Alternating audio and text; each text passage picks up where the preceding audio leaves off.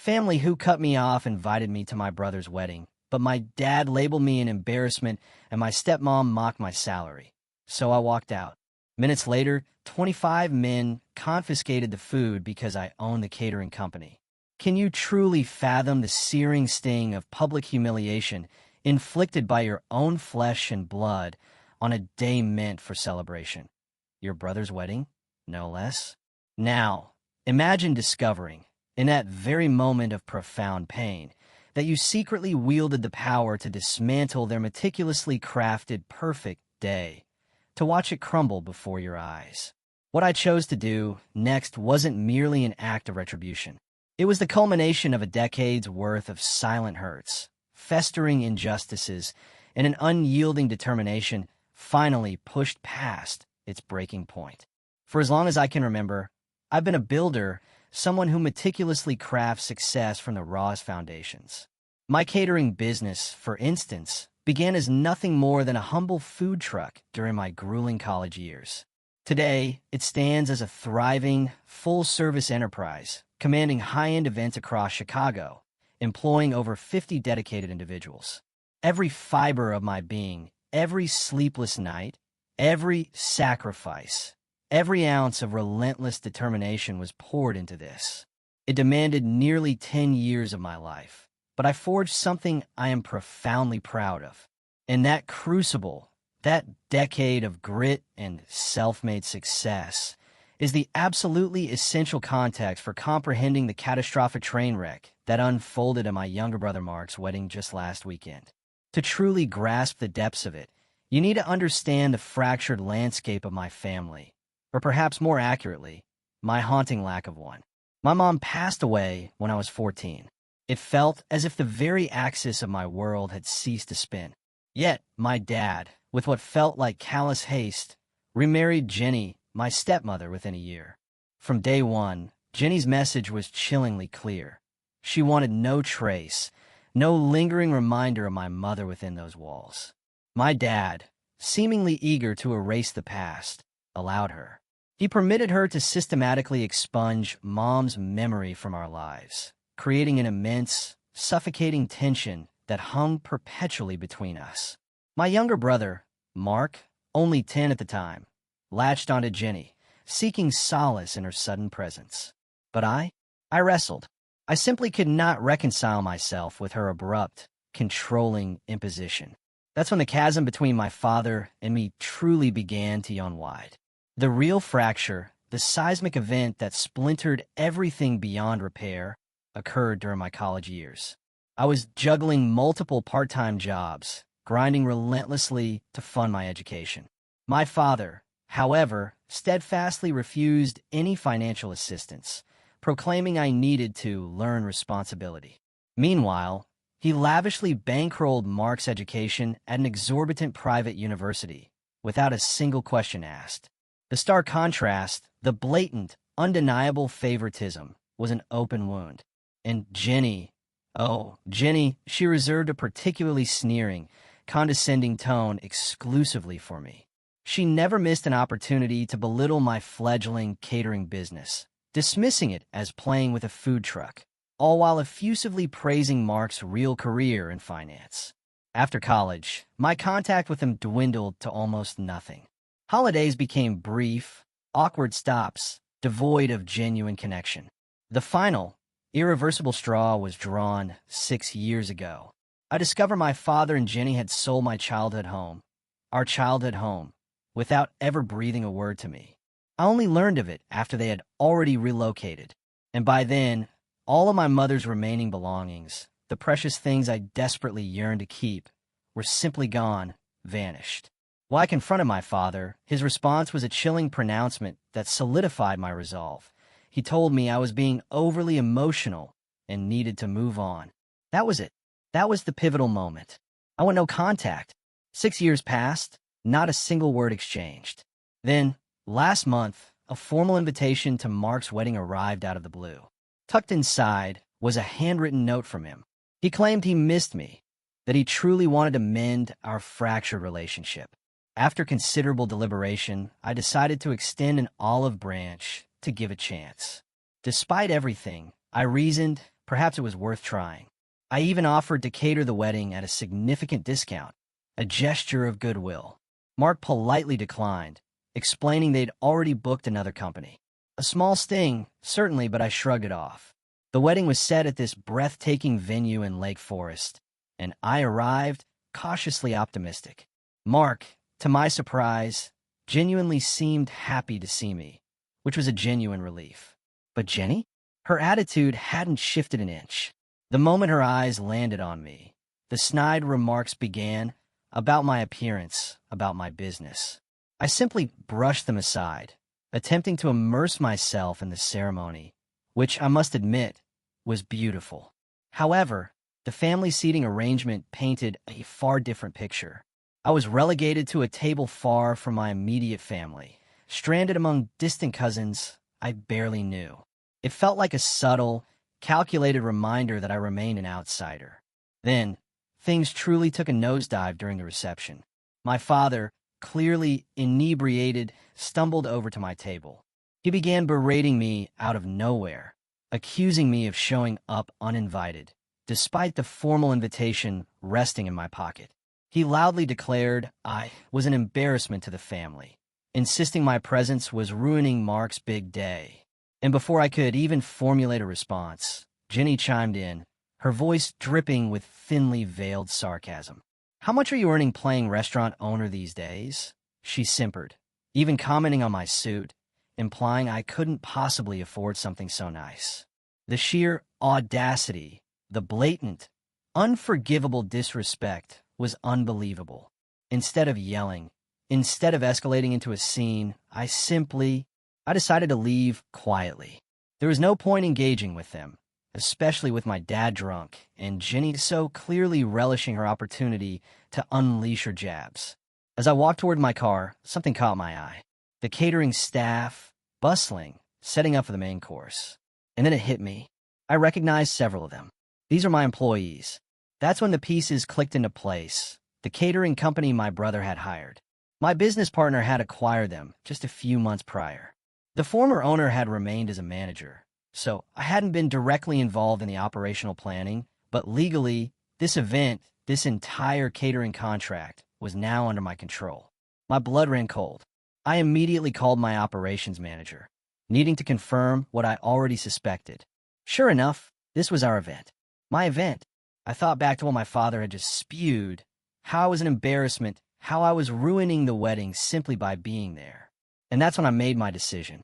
A cold, hard, unyielding decision. If my presence was so utterly offensive to them, then surely they wouldn't want my company catering their event either. I instructed my staff, pack everything up. We're leaving now. Within 15 minutes, 25 of my employees had loaded all the food, all the equipment, all the supplies back into our trucks. They were gone. Shortly after, utter chaos erupted. 300 guests, suddenly, without a main course or dessert. People began to grasp that something was seriously, catastrophically wrong. My father attempted to intervene, but there was nothing he could do. The contract they'd signed with the previous owner of the catering company included a clause, a beautiful, ironclad clause, that allowed us to terminate service if there was any hostile or discriminatory behavior towards our staff or ownership. And that's precisely what had just transpired. I left my business card with the venue manager, calmly telling her to have my father contact my lawyer if there were any disputes over payment. The fallout was immediate. By the next morning, my phone was a ceaseless cacophony of messages from family members, accusing me of being selfish, petty, vindictive. Mark sent a lengthy text, claiming I had ruined his wedding and proved Jenny right about me all along. My father, predictably, threatened to sue me for breach of contract. I forwarded all their communications to my lawyer and blocked every single one of their numbers. A couple of hours later, something unexpected happened. I started hearing from some of the guests who had attended, and surprisingly, several of them were unequivocally on my side. They had witnessed the appalling way my father and Jenny had treated me and were appalled themselves.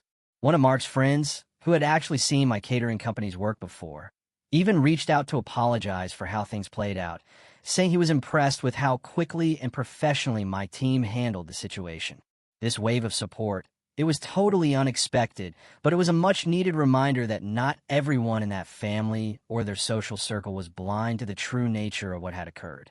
As the days passed, I learned Mark's wedding had become the talk of their social circles, particularly how it ended. Apparently, word spread like wildfire among Mark's colleagues and friends about the drama, and it wasn't long before Jenny's carefully curated image began to crack. Some mutual acquaintances even mentioned that Jenny had tried to downplay the entire incident, blaming me entirely. But the truth was already out, and no one was buying her twisted version of events. The damage irrevocably had been done. I've been doing a lot of deep thinking about everything that transpired, and honestly, I don't feel guilty. I didn't crash their wedding. I didn't make a scene. I was invited and then treated with utter, demeaning disrespect. They chose to humiliate me, and I simply exercised my legal right to terminate a service. It was nothing personal, just business. They didn't want me there, so they didn't get my service either. Simple as that. Still, I can't shake the nagging feeling that I've been dragged back into a family drama I had desperately tried to leave behind. Now, I'm left wondering, did I handle it the right way? Was it too much? Or did they absolutely deserve the outcome they got for treating me the way they did? This whole situation has been a relentless weight on me. So, I'm truly turning to you all for some much-needed perspective. What would you have done? Update 1. Legal showdown. Wow. The outpouring of support from all of you has been absolutely overwhelming. Honestly, I never expected this story to ignite such a response, but I'm so genuinely grateful for the kind words and thoughtful insights. The sheer volume of comments and messages has been staggering, and while I've tried to respond to as many as possible, it's been a lot. Your perspectives have truly given me fresh angles to consider. A lot of you inquired about the legal side of things, wondering if my father and Jenny were truly going to follow through on their threats. The short answer? Yes, they threatened to sue, just as I suspected. Here's what's unfolded since my original post. Right after the wedding fiasco, I immediately contacted my lawyer. I wanted to proactively get ahead of any potential legal trouble.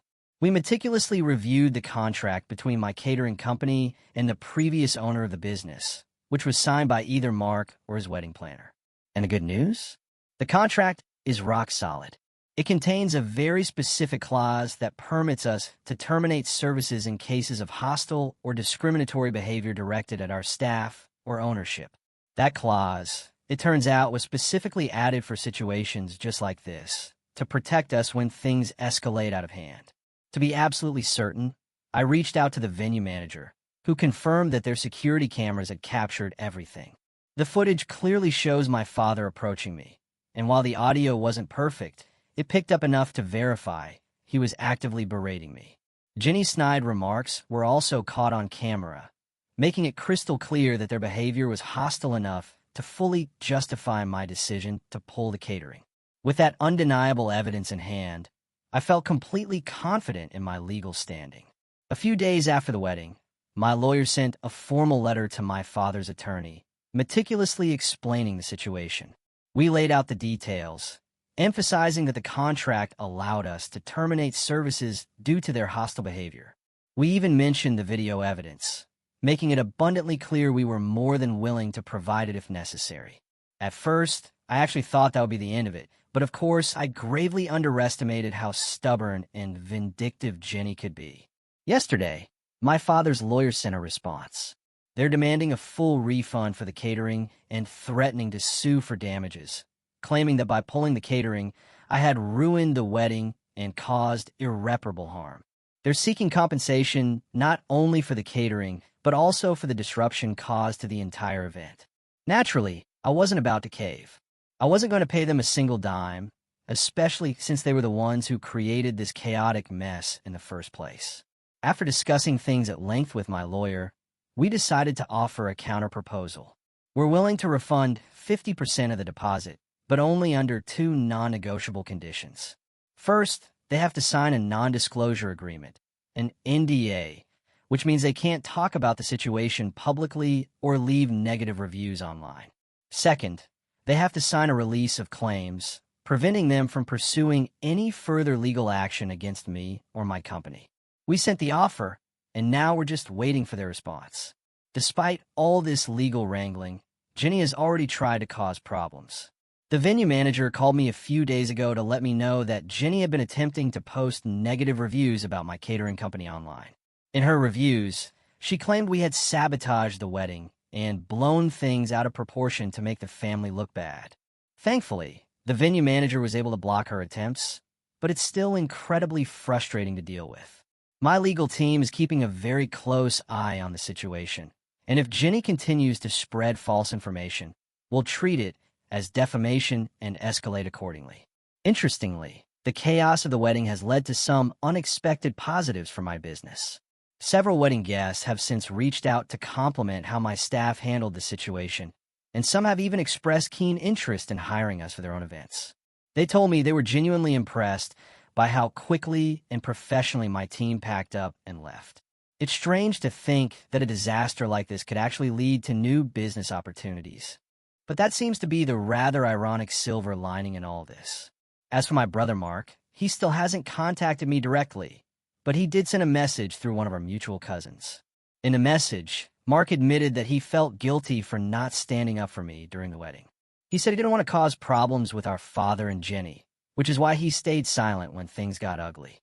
He apologized and asked if we could meet to talk things over. I have mixed feelings about this. A part of me wants to give him a chance to explain, but another part feels like it might be too late, too little. For now, I'm holding off on any meetings until the legal situation is fully resolved. On a personal level, I've been reflecting a lot. In some ways, I feel completely vindicated for finally standing up for myself. My family had treated me like an outsider for years, and I finally drew a firm line in the sand. Legally and professionally, I know I made the right decisions. But emotionally, this whole situation has been utterly draining. It's hard not to feel a profound sense of loss, even though I've been estranged from my father and Jenny for years. Mark's wedding was supposed to be a celebration, and instead, it's become a legal battle and a source of family drama I never wanted. The weight of it all is truly starting to sink in. I'm left wondering what the long-term consequences will be for my relationships with the rest of my family. Will things ever go back to normal? Can I ever truly repair my relationship with Mark? Or is the damage too deep to mend? I don't have answers to those questions yet, and it's going to take considerable time to figure it all out. For now, I'm focused on seeing how my father and Jenny respond to our offer. If they agree to the NDA and the release of claims, maybe we can all move on from this mess. If they refuse and decide to push forward with legal action, I'm prepared to defend myself and my company with unwavering resolve. No matter what happens, I'll make sure to update you all again. Thank you for all your support and encouragement. It truly means a lot, especially during this chaotic and stressful time. Update 2. Jenny's continued warpath and Mark's reality check okay. Everyone. Since my last update, things have only gotten messy, but at least the legal side of things is now officially behind me. Before I dive into that, let me backtrack a little to fill you in on something I recently learned. One of my business associates, who actually had a working relationship with the wedding planner hired by Mark and Jenny, gave me some additional eye-opening insights into what went down before the wedding. Apparently, the chaos didn't just start with my arrival. It had been brewing for weeks. According to my associate, Jenny had been an absolute nightmare to deal with from the very beginning. She insisted on making several last-minute changes to the flower arrangements despite having already signed off on them. Not only that, but she went back and forth with the event planner over almost every single detail. The wedding cake design was altered at least 3 times because Jenny simply couldn't make up her mind, and she even demanded a complete overhaul of the seating arrangement just days before the event. The event planner had to rearrange seating for over 300 guests more than once. That's not just inconvenient. It's incredibly costly and logistically nightmarish. On top of all that, there were some serious tensions between Jenny and the venue staff. Jenny apparently made several condescending remarks about their level of professionalism, complaining they weren't up to the standard she expected for such an upscale wedding. This was deeply ironic, considering the staff were some of the best in the business, and the venue was renowned for its top-notch service. Jenny also tried to get the band to play a different set list at the last minute, even though Mark and his fiancée had personally chosen all the songs months in advance. It was one of those classic situations where Jenny had her meddling hands in everything, making the planning process a total nightmare for everyone involved. My associate told me there were moments leading up to the wedding where it looked like the event planner was on the verge of quitting because of Jenny's constant meddling and impossible demands. But being the professional she is, the planner stuck it out, despite the emotional toll Jenny's behavior was taking on the entire team. When my associate told me this, I couldn't help but feel a little vindicated. The stress and confusion I'd felt at the wedding reception were clearly just the tip of the iceberg compared to what the other vendors have been dealing with for weeks. Now, back to the legal matters. Yesterday, my father's lawyer finally contacted us. They've agreed to accept our settlement offer. After what I assume was a long, probably very difficult discussion between my father, Jenny, and their legal team, they decided to take the partial refund and sign the non-disclosure agreement, the NDA. This morning, they signed all the necessary documents, and we processed the refund, 50% of their deposit, minus the costs already incurred for the food, staff, and travel. With that, the legal dispute has been officially resolved. The lawyer's letter was formal. They didn't bother to include any sort of apology or acknowledgement of what truly happened, but I wasn't expecting one. The important thing is that they agreed to the settlement, and I won't have to worry about any further legal repercussions from them. Phew. However, while the legal matter may be over, the personal fallout is still ongoing, and honestly, it's only getting worse. One of the more disturbing developments is that Jenny has been actively trying to undermine my business since the wedding. She's been calling several of my employees, trying to fish for information about how my company operates. Thankfully, my staff are incredibly loyal and know better than to engage with her, especially considering the circumstances. We've instructed all employees to direct any and all communications from my family straight to our legal department. But it doesn't stop there. Jenny has also been reaching out to some of my business partners on LinkedIn, spreading false claims about my character and accusing me of ruining her son's wedding on purpose. It's one thing to be angry, but it's another entirely to try and sabotage someone's livelihood. Jenny crossed a major line with these desperate attempts to tarnish my reputation. As soon as we became aware of what she was doing, our lawyers sent her a cease and desist letter. We're taking this very seriously because at this point her actions are bordering on outright defamation. My legal team is ready to escalate if necessary, but I'm really hoping the cease and desist will be enough to make her finally back off. Still, I wouldn't put it past Jenny to keep pushing, given her history of crossing boundaries. But perhaps the most surprising development came from my brother Mark. I hadn't expected much from him after the wedding, but it seems the fallout from the incident has actually hit his own marriage as well. From what I've gathered through mutual acquaintances and a few cousins, Mark and his new wife have already had their first major fight over what happened at the wedding. Apparently, she was horrified by the way our father and Jenny treated me, and she confronted Mark about it. She told him in no uncertain terms that he should have stood up for me, and that allowing his father and stepmother to humiliate me was unacceptable. According to what I've heard, she feels strongly that Mark needs to grow a spine and stand up to our father and Jenny. This led to a significant argument between them, to the point where they actually postponed their honeymoon to work through some of those issues. I don't know much more than that, but it's clear that my brother is being forced to face the harsh reality of the situation, and that includes re-examining his relationship with our father and Jenny. I can't help but feel a strange mix of emotions about this. On one hand, it's a relief to know that someone else saw what happened for what it truly was. It's validating to hear that Mark's wife was just as appalled as I was by our father's and Jenny's behavior. But on the other hand, I actually feel bad for Mark. He's in a tough spot, and while I'm angry with him for not standing up for me, I know he's been under an immense amount of pressure from our family for years. It's not an excuse, but it's still a difficult position to be in, especially now that he's newly married and trying to navigate this mess.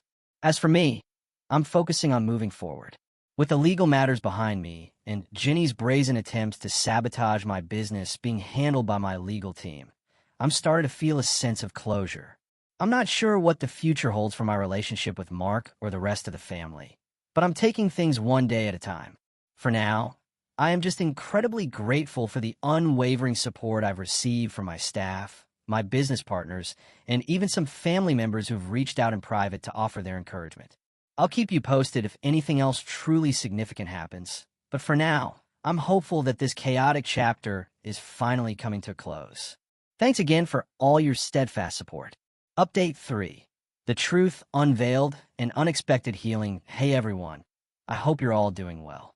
I want to start by just expressing my deepest gratitude for all the support, comments, and messages I've received since I first shared my story. The past few weeks have been truly transformative, and I wanted to share how things have evolved and the unexpected turns my life has taken since my last update. Yesterday, I finally met with Mark for coffee.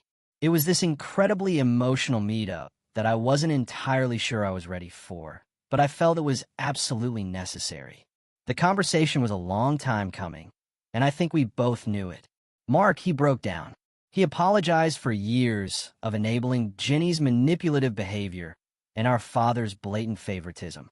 He was visibly shaken, and I could actually see the immense weight he was carrying on his shoulders. I always knew Mark loved me deep down, but hearing him admit that he had been complicit, that he had allowed Jenny to dictate our family dynamics, was a huge, monumental step. And then he revealed something truly shocking. Jenny had been controlling their family dynamics, not just emotionally, but through insidious financial manipulation for years. He disclosed that she convinced our father to put most of their assets in her name, which, to his horror, included partial ownership of Mark's condo. Mark had no idea this was happening. He felt completely blindsided. It explained so much about the underlying tension between them, the unspoken power dynamics. He was frustrated, realizing he'd been living under this elaborate facade, believing he had some semblance of control over his own life, when in reality, Jenny was orchestrating everything behind the scenes. Now that he's painfully aware of it, he's actively working with a financial advisor to regain his independence and reclaim what's rightfully his. I was so incredibly proud of him for taking that courageous step. It showed he was finally ready to make real, profound changes in his life. During our coffee meeting, Mark also told me about a breakthrough with his wife. She actually contacted me privately later that day to share some even better news. They're going to couples counseling. It seems Mark is finally finding his voice and standing up to Jenny in a way he never did before. They're actively looking for a new condo, one that will be solely in their names, not tied to Jenny in any way, shape, or form. This was a huge relief to hear. It sounds like they're setting healthy boundaries and truly taking back control over their lives, which is a journey I deeply hope continues for both of them. Additionally, Mark's wife mentioned that they're planning a small vow renewal ceremony in a few months. And here's the kicker. This ceremony will have different in-laws seated at the family table. This means they're taking active, deliberate steps to redefine what family looks like for them, to carve out a new reality.